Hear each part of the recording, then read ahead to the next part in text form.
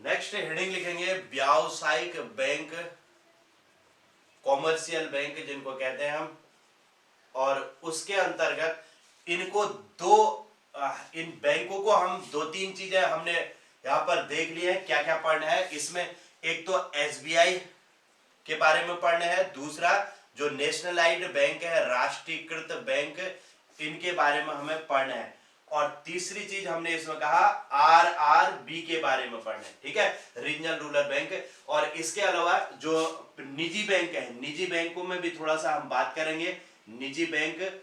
और एक हमने कहा इसमें विदेशी बैंक के बारे में भी थोड़ा सा हमें बात करनी होगी। तो इतने प्रकार के इसके अंतर्गत बैंक आते हैं व्यवसायिक बैंकों में। तो सबसे पहले आता है एसबीआई का विकास क्रम। एसबीआई का विकास कैसे हुआ, कहां से इसकी शुरुआत हुई। तो हेडिंग लिख लेंगे नंबर 1, एसबीआई का विकास क्रम। कैसे एसबीआई का जो है विकास हुआ उसको हम समझते हैं। लिखा सबने। अब देखो यहां पर दो तीन चीजें ध्यान रखनी है, एक 1806, एक 1840 और एक 1843। ये तीन चीजें याद रखना। सबसे पहले जो है 1806 में ये तीन प्रेसिडेंटी बैंक इनको कहते थे। 1806 में बैंक ऑफ कलकत्ता की यहां पर स्थापना हुई थी। बैंक ऑफ कलकत्ता कह लो या बंगाल कह लो, यहां पर बैंक ऑफ बंगाल की स्थापना हुई। बंगाल की स्थापना हुई। इसके बाद बैंक ऑफ बॉम्बे की स्थापना हुई। बैंक ऑफ बॉम्बे की स्थापना हुई। बॉम्बे की स्थापना।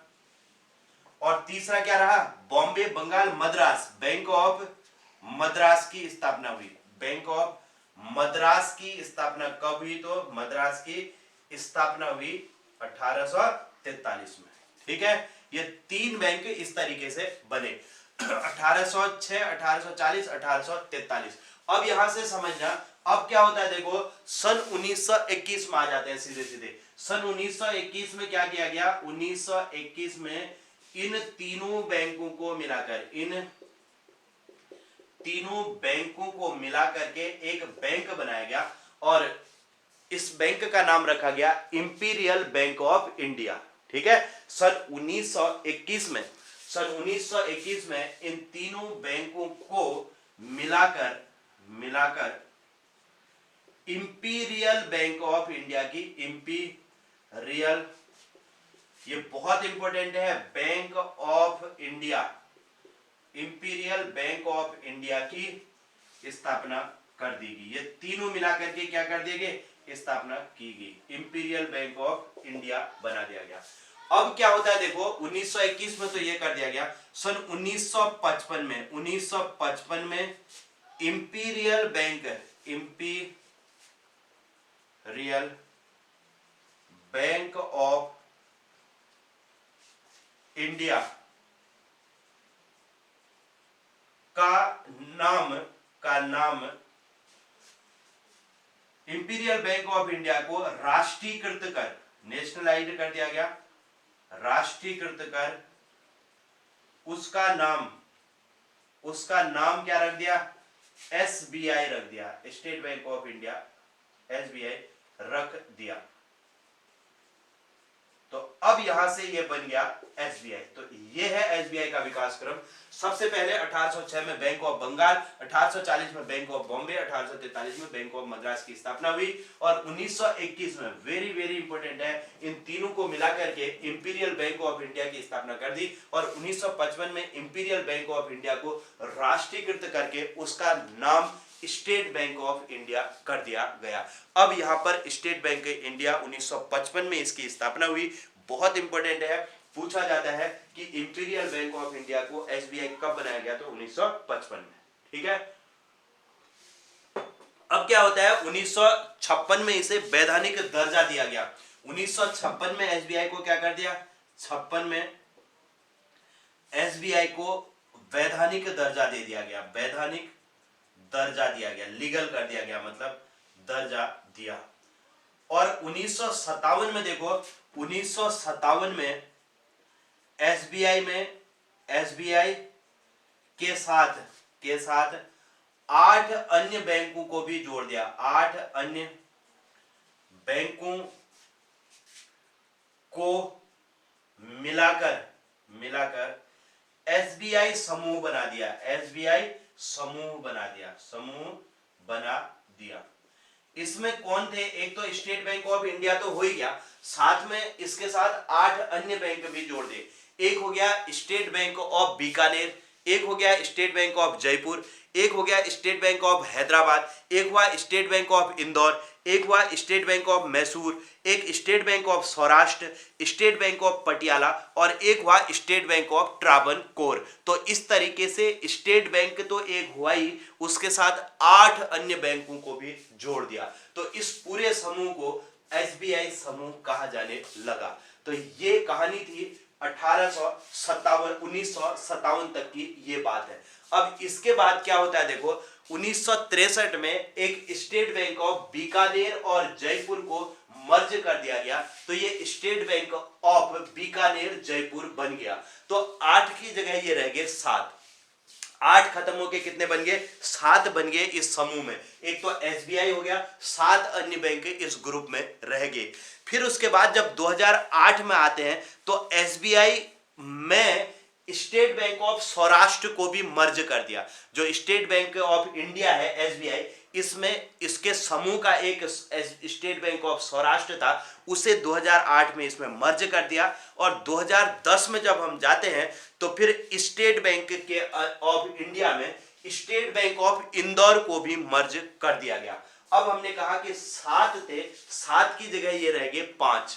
ठीक है, एसबीआई समूह में ये 5 बैंक और रह गए थे। और जब 2017 में आते हैं तो ये सभी बैंकों को मर्ज कर दिया गया और केवल वर्तमान समय में स्टेट बैंक ऑफ इंडिया रखा गया है, बाकी सब इसमें मर्ज कर दिए हैं। तो ये कब मर्ज किए गए? तो 2017 में मर्ज किए गए। और एक भारतीय महिला बैंक की भी मैं बात कर रहा था अभी, 2013 में उसकी स्थापना की थी और 2017 में उसको भी स्टेट बैंक ऑफ इंडिया में मर्ज कर दिया। और स्टेट बैंक ऑफ इंडिया में सारे बैंकों को मर्ज कर दिया और ये भारत का सबसे बड़ा बैंक है ये स्टेट बैंक ऑफ इंडिया।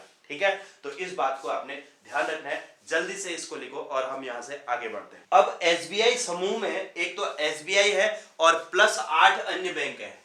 कब? सन 1857 में हमने कहा 1857, 1957। सन 1957 में हमने कहा कि 1957 में एसबीआई समूह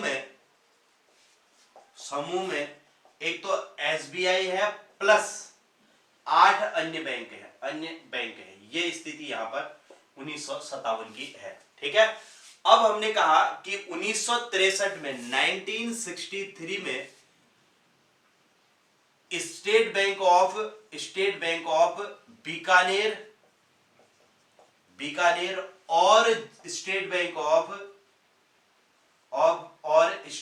ऑफ जयपुर को मर्ज कर दिया, जयपुर को मिला दिया। ठीक है, मिला दिया मतलब मर्ज कर दिया। तो 8 की जगह 1 कम हो गया, 7 रह गए। ठीक है, ये आपके समझ में आ गया होगा। इसके बाद आ जाओ 2008 में और 2010 में, इन दोनों को समझना। 2008 में स्टेट बैंक ऑफ सौराष्ट्र को, 2008 में स्टेट बैंक ऑफ सौराष्ट्र को एसबीआई में मिलाया।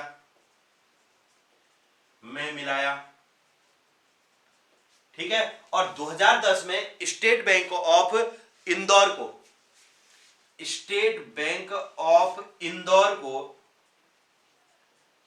को एसबीआई में मिला दिया, एसबीआई में मिलाया। समझना कहानी, यहां पर एसबीआई प्लस 8 थे, यहां पर कितने रह गए? एसबीआई प्लस 7 रह गए। यहां पर आकर के कितने हो गए? एसबीआई प्लस 6 हो गए। यहां पर आकर के कितने हो गए? एसबीआई समूह में एसबीआई प्लस 5 अन्य बैंक रह गए। ठीक है, ये समझ में आ गया होगा आपके। अब क्या होता है देखो, 2013 में भारतीय महिला बैंक की स्थापना की गई थी, इसको भी ध्यान रखेंगे। भारतीय महिला बैंक की स्थापना की गई थी। भारतीय महिला बैंक की स्थापना की गई। अब देखो 2013 में भारतीय महिला बैंक की स्थापना इसलिए की गई कि भाई उसमें सभी महिलाएं जो है जितने भी वहां पर कर्मचारी होंगे, वहां पर काम करने वाले जो भी होंगे वो सब महिला होंगे, उसमें कोई भी पुरुष नहीं रखा गया। तो इसीलिए इस भारतीय महिला बैंक की स्थापना पी चिदम्बरम उस टाइम पर वित्त मंत्री थे, उनके द्वारा इसकी स्थापना की गई। भाई उनका मानना यह था कि भाई अगर महिला बैंक बनाएंगे तो महिलाएं महिलाओं की समस्या को अच्छे से समझेंगी और उनको जो है सहायता प्रदान करेंगी। ये पी चिदम्बरम का मानना था, लेकिन वो उनकी सोच थोड़ा सा गलत रही, वो इसको अच्छे से समझ नहीं सके महिलाओं को कि भाई ऐसा होगा करके। हुआ ऐसा कि अब अगर इसमें देखें कि महिलाओं की अच्छे से मदद कर सकती है या पुरुष महिलाओं की ज्यादा मदद कर सकते हैं, उस चीज को वो समझ नहीं पाए, तो वहां पर वो फेल हो गए। हुआ ऐसा कि भाई महिलाएं जब महिला बैंक में जाती थी तो महिलाएं जो है महिलाओं की अधिक मदद नहीं करती थी, है ना, वो उनको ज्यादा परेशान कर देती थी। तो वो बैंकों में जाती थी लेकिन उनको वहां पर परेशानियां होने लगी। लेकिन जो पुरुष वाले बैंक थे वहां जाती थी तो वहां उनको अच्छे से मदद मिल जाती थी। तो ऐसे में जो है महिलाओं को जब वहां पर मदद नहीं मिली तो फिर जो वर्तमान सरकार आई, उन्होंने देखा कि भाई ये इस महिला बैंक से हमें फायदा नहीं हो रहा है बल्कि यहाँ पर नुकसान हो रहा है, क्योंकि महिला की ही सबसे बड़ी विरोधी होती है, ये भी एक बात होती है। और पुरुष जो है महिलाओं की जहां भी अगर दिखे तो मदद जरूर करते हैं, है ना। अब कुछ लोग गलत हो सकते हैं लेकिन अधिकांश पुरुष महिलाओं की किसी को कोई भी परेशानी में है तो उनकी मदद जरूर करते हैं। तो यहाँ पर जो है ये भारतीय महिला बैंक जो बनाया गया था वो इनके सोच यहाँ पर उसमें फेल हो गए। तो उसके बाद क्या किया गया 2017 में, देखिए 2017 में क्या हुआ कि एसबीआई समूह में जो 5 बैंक थे, एसबीआई समूह के 5 बैंक और भारतीय महिला बैंक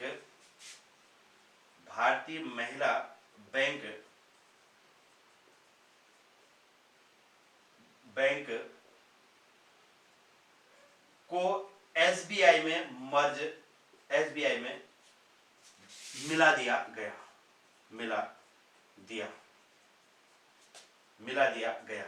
ठीक है। इस प्रकार वर्तमान में एसबीआई भारत का सबसे बड़ा बैंक है।